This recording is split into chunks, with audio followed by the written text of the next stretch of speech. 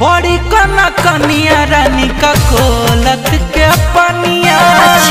चेहरा चमक जाता खिला तो जवानिया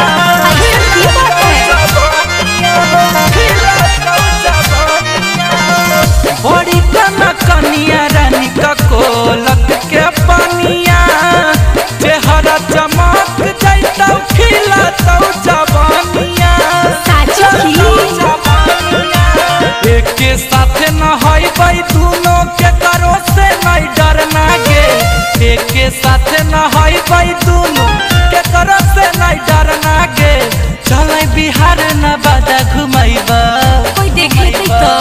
घुमाइबा चल बिहार न बादा घुमाइबा तोरा का कोलत के झरना गे चल